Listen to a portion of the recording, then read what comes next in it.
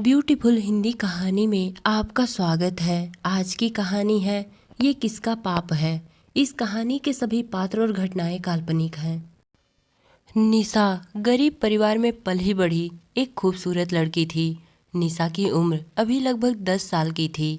उसकी माँ लोगों के घर में बर्तन धोने का काम करती और बाप मजदूरी का काम करता।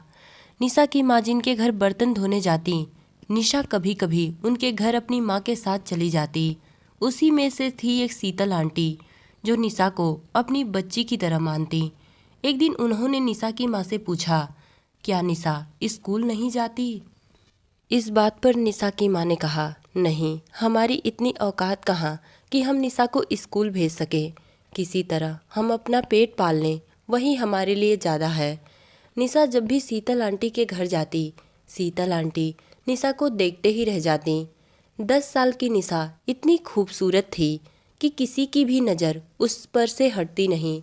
एक दिन शीतल आंटी ने निशा की माँ से कहा, निशा का एक अच्छे से स्कूल में एडमिशन करवा दो। निशा की पढ़ाई का खर्चा मैं उठाऊंगी। निशा की माँ ने कहा, अरे नहीं नहीं, आप इतनी तकलीफ क्यों उठाएंगी? इसकी कुछ दिन में शादी हो जाएगी, अपने घर चली जाएगी, क्या करेगी पढ़ लिख कर? शीतल ने कहा, अरे अभी तो वो 10 साल की बच्ची है, अभी उसकी शादी कहाँ हो रही है? उसे अपना पूरा जीवन तो जी लेने दो। शीतल जी ने निशा की माँ को समझा बुझाकर निशा का एडमिशन एक अच्छे से स्कूल में करवा दिया।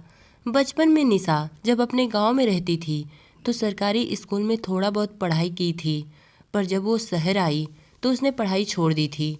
पर पढ़ने का उसे बचपन से शौक था, इसलिए वो धीरे धीरे करके अपनी पढ़ाई पूरी करने लगी। समय के साथ निशा अब बड़ी हो गई। शीतल आंटी ने उसका दाखिला एक इंजीनियरिंग कॉलेज में करवा दिया। शीतल आंटी का ये सब उपकार देखकर निशा और उसके घर वालों को समझ में नहीं आ रहा था कि आखिर शीतल आंटी निशा के ऊपर इतना पैसा क्यों खर्च कर रही हैं। सब कुछ बहुत अच्छे से चल रहा था। निशा जब इंजीनियरिंग कॉलेज में गई तो वहाँ पर उसकी मुलाकात राहुल से हुई। निशा देखने में बहुत खूबसूरत थी, इसलिए राहुल क्या, कॉलेज के हर लड़के की नज़र निशा को एक नज़र देखे बिना नहीं हटती। हर कोई निशा को एक बार ज़रूर देखता। राहुल एक अमीर बाप का बेटा था। जब वो निशा को देखा तो उसके अंदर निशा को हासिल करने की उम्मीद जगने लगी। राहुल ने धीरे धीरे करके निशा से दोस्ती का रिश्ता बढ़ाया। निशा और राहुल एक दूसरे के दोस्त बन गए। कुछ दिन बाद उनकी दोस्ती प्यार में बदल गई, पर ये बात ना तो निशा के घर वालों को पता थी और ना ही शीतल आंटी को। एक दिन राहुल निशा को अपने साथ बाहर घुमाने लेकर गया। निशा बहुत भोली थी। वो राहुल के साथ घूमने तो चली गई थी, पर राहुल की नीयत निशा के प्रति ठीक नहीं थी। वो निशा को किसी तरह हासिल करने की कोशिश कर रहा था। राहुल ने निशा को बाहर खाना खिलाया। उसके बाद वो उसके करीब आने लगा। निशा ने राहुल को अपने करीब आने से इनकार कर दिया। निशा ने कहा, नहीं राहुल, हम ऐसा नहीं कर सकते क्योंकि हम सिर्फ एक अच्छे दोस्त हैं। राहुल ने कहा, बस एक अच्छे दोस्त? इतने दिन से मैं तुम्हें अपने दिल में महसूस कर रहा हूँ और मैं तुमसे सच्चा प्यार करता हूँ, और तुम इस प्यार को सिर्फ दोस्ती का नाम दे रही हो। तुम लड़कियाँ होती ही ऐसी हो, कब किसका दिल तोड़ दो, तुम्हें तो कोई फ़र्क नहीं पड़ता। पर जो सच्चा प्यार करता है उसके दिल पर क्या गुजरती है ये तो वही जाने। राहुल ने निशा को अपनी मीठी मीठी बातों में ऐसा फंसाया कि ना चाहते हुए भी निशा उसके करीब आ गई। कुछ देर बाद दोनों एक होटल में गए। ये सिलसिला कुछ महीनों तक चलता रहा। कभी कभी राहुल के घर पर जब कोई नहीं रहता तो वो निशा को अपने घर पर भी बुला लेता। कुछ दिन बाद पता चला कि निशा माँ बनने वाली है। ये खबर सुनते ही निशा के पैरों तले से जमीन खिसक गई और वो बहुत डर गई। उसने तुरंत राहुल को फ़ोन लगाया, पर राहुल का फ़ोन नहीं लगा। फिर वो तुरंत राहुल के घर गई, पर वहाँ पर उसे राहुल नहीं मिला। राहुल के माता पिता ने निशा को बताया कि राहुल तो अपनी पढ़ाई पूरी करने अमेरिका चला गया। राहुल के अमेरिका जाने की खबर सुनकर निशा हक्का बक्का सी रह गई और वो वहीं पर बैठकर रोने लगी। निशा ने राहुल के माता पिता को अपने और राहुल के रिश्ते के बारे में बताया और ये भी बताया कि वो राहुल के बच्चे की माँ बनने वाली है। निशा और राहुल के रिश्ते के बारे में ये सब सुनकर राहुल के मम्मी पापा उल्टा निशा को ही दोषी ठहराने लगे। उन्होंने कहा, ये किसका पाप मेरे बेटे के सर मर रही हो? मेरा बेटा ऐसी घिनौनी हरकत कभी नहीं कर सकता। तुम झुग्गी झोपड़ी वाले होते ही ऐसे हो। अमीर बाप का बेटा देखा तो उसे पटाने के लिए इस हद तक गुजर गई। मेरा बेटा थोड़ा तुमसे दोस्ती क्या कर लिया, तुम उसे प्यार का नाम देने लगी। निकल जाओ मेरे घर से। आज के बाद मेरे दरवाजे पर दिखी तो हमसे बुरा कोई नहीं होगा। निशा राहुल के माँ बाप का ये रूप देखकर रोते रोते वहाँ से चली आई और अपने कमरे में बैठकर रोने लगी। तभी उसके दरवाजे पर शीतल आंटी आईं और निशा को रोता हुआ देख उन्होंने निशा से पूछा, क्या हुआ निशा, तुम रो क्यों रही हो? निशा ने शीतल आंटी से कहा, कुछ नहीं आंटी, वैसे ही मेरी थोड़ी तबीयत खराब है। शीतल आंटी निशा के सर पर जब हाथ रखी तो उसका सर बहुत तेज गर्म था, मानो उसे 500 डिग्री बुखार हो। निशा बहुत कमज़ोर भी लग रही थी। शीतल आंटी से बात करते करते निशा वहीं पर गिरकर बेहोश हो गई। शीतल आंटी घबराकर उसे डॉक्टर के पास लेकर गईं। डॉक्टर ने जो निशा के बारे में शीतल आंटी को बताया वो सुनकर शीतल आंटी के तो पैरों तले से ज़मीन खिसक गई। डॉक्टर ने बताया कि निशा 4 महीने प्रेग्नेंट है, क्योंकि शीतल आंटी निशा की शादी अपने अपाहिज बेटे रवि से करवाना चाहती थी। दरअसल शीतल आंटी का एक ही बेटा था, रवि, जो बचपन में एक हादसे में उसने अपना दोनों पैर खो दिया था। इसीलिए जब से शीतल आंटी निशा को देखी थी तब से उन्होंने अपने मन में सोच लिया था कि मैं निशा को अपनी बहू बनाऊंगी। इसीलिए वो बचपन से लेकर आज तक निशा की पढ़ाई और परवरिश का पूरा खर्चा उठा रही थी। निशा को जब होश आया तो शीतल आंटी निशा को गुस्से से देख रही थी।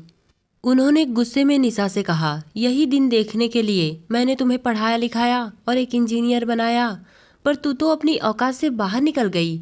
झुग्गी झोपड़ी में रहने वाली तूने सपने कुछ ज़्यादा देख लिए थे। ये किसका पाप अपने पेट में लेकर घूम रही है?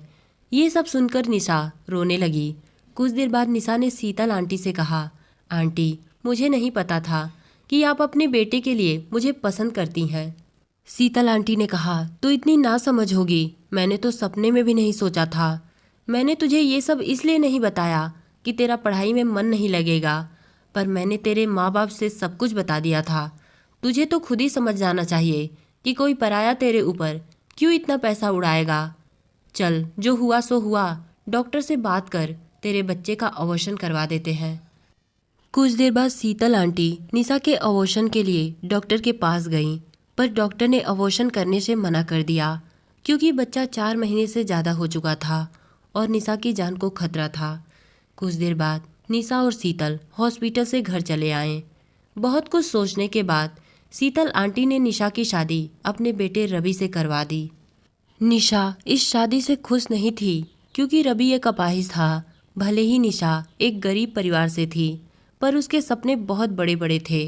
होते भी क्यों ना, वो किसी से कम थोड़ी ही थी। सुंदरता के साथ साथ उसके अंदर वो सब कुछ था जो एक इंटेलिजेंट लड़की में होता है। पर शीतल आंटी का कर्ज भी उसे चुकाना था, और शीतल आंटी का कर्ज चुकाने के साथ साथ उसे अपने पेट में पल रहे बच्चे की परवरिश और भविष्य के बारे में भी सोचना था। कुछ दिन बाद निशा ने एक बेटे को जन्म दिया। समय के साथ निशा का बेटा रुद्र भी अब 2 साल का हो गया था। एक दिन निशा और उसका बेटा रुद्र किसी काम से बाजार गए हुए थे। तभी उन्हें वहां पर राहुल दिखाई दिया। निशा को देखते ही राहुल दौड़ते हुए उसके पास आया और बोला, निशा, मुझे अमेरिका से आए हुए अभी 2 ही दिन हुए हैं। मैं जब से अमेरिका गया था तब से तुम्हारे ही बारे में सोच रहा था और तुम्हें याद करता था। पर क्या तुमने शादी कर ली? और ये बच्चा किसका है? इस बात पर निशा ने कहा, तो क्या करूं? तुम जैसे बेवफा इंसान के आने का इंतजार करूं? चले जाओ मेरे नज़रों के सामने से। आज के बाद अपनी शकल मत दिखाना। राहुल ने निशा से कहा, ऐसा मत कहो निशा, मैं जानता हूँ कि तुम मुझसे नाराज हो। हाँ, मैंने गलती की है, पर मैंने जानबूझकर कोई गलती नहीं की। एक दिन मेरे पापा मुझे और तुम्हें एक साथ कहीं देख लिए थे, इसलिए जब मैं घर आया तो उन्होंने मेरा फ़ोन छीन लिया और मुझे कई दिनों तक बाहर नहीं निकलने दिए, और तुरंत मेरे अमेरिका जाने का टिकट भी करवा दिया। पर मैं अमेरिका नहीं जाना चाहता था। निशा, मैं सच कह रहा हूँ। शुरुआती में मैंने तुमसे सच्चा प्यार तो नहीं किया, पर तुम्हारे साथ समय बिताते बिताते मुझे भी तुमसे प्यार हो गया और मैं तुमसे शादी भी करने वाला था। पर निशा, क्या सचमुच तुमने शादी कर ली? इस बात पर निशा ने रोते हुए राहुल को अपनी पूरी कहानी बताई कि किस परिस्थिति में उसकी शादी हुई।